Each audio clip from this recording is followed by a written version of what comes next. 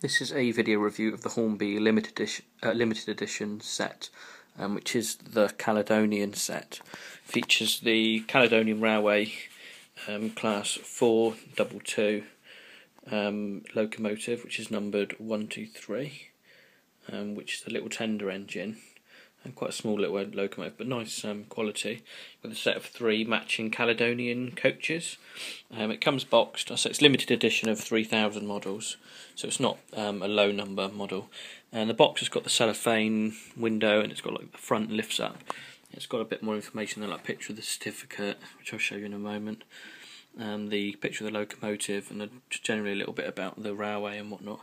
And then there's a bit there about the actual locomotive that's in the set. Like I say, it's numbered 123, built in 1886. That's a bit of information there. The part number of the set is R2610, and it's a DCC ready set, as you can see there. So it should just need a quick DCC chip in the locomotive just to get it to be DCC fitted. So it won't work on DCC as standard. It will need a chip fitting for it, but that should be a pretty simple process. Comes included as the instruction sheet for the locomotive. There, just all the running in tips and whatnot. And then you've got the lubrication information for the locomotive, the little red dabs there as to where to put the oil. And then about the information about the locomotive, you've got to put the DC chip, just remove the screw at the back there, whatnot, and then lift the chassis away from the body. And then the chip, by the looks of the image, is an 8-pin standard DCC socket, so it should be pretty easy to DCC fit if you wanted to run it on the digital layout. So it's a limited edition of 3,000 pieces. This is the Hornby, like a newer style certificate. We've got the Hornby colour logo, Caledonian on it, certificate of authentication, and then it's limited edition of 3,000 pieces, and then a printed signature by Simon Collar of Hornby. So that's certificate. It comes, if you did want to DCC fit it, it comes with the digital chip sleeve.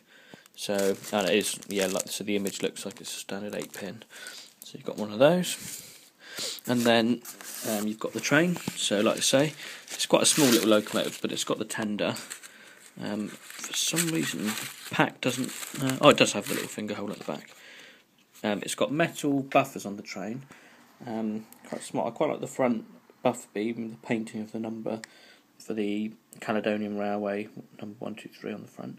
And you've got the nice sort of like painted parts of the livery as well.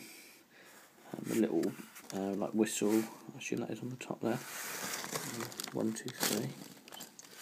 It's not painted inside the cab. I'll just show you that. There's no sort of like, there's some detail there, but not painted or anything. But I guess if you wanted to, you could paint that yourself. And you've got the nice detail on the side there, like the livery and whatnot, like the logo, and then the little brass coloured sort of plate there as well. I'm not quite sure what that says. I assume it's probably the manufacturer who made the actual real engine. And then you've got the little tender. It's obviously the motor is in the engine on this one. It's powered by just the centre wheels. They've both got traction tyres on them, and it's got the metal contacts there for the picking up of the power on the main wheels, and then it's also got them on the back wheels, and also on the little front wheels on the front section as well. So you've got pickup for power on all 8 wheels on the locomotive. By the looks of it, it's just got a normal like hook coupling on the back, so it's not got power from the tender, which I would assume would be confirmed because it's only got plastic wheels. So it's got standard couplings on the front of the locomotive and on the rear of the tender. Metal buffers on the tender. It's got the built-in artificial coal. It's not removable like some of the newer models. It's got nice detail though. I like the colour of the sort of maroony browny colour. Matches that of the lower colour of the coaches, which I'll show you in a minute. And you've got the CR for the Caledonian Railway on there, and then the logo as you can see quite clearly there.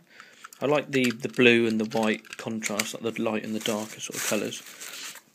And then, like I say, you've got 3 coaches in this pack, so it's a full train pack, which is pretty good. I actually won't take the coach out, I'll just show you one with the tissue off. So you've got this one, which is first and third class. Like I say, the brown colour sort of is a match for the locomotive. You've got standard couplings, metal wheels on these. You've got quite nice detail on them as well. So there's that one. And then you have this one's same style again.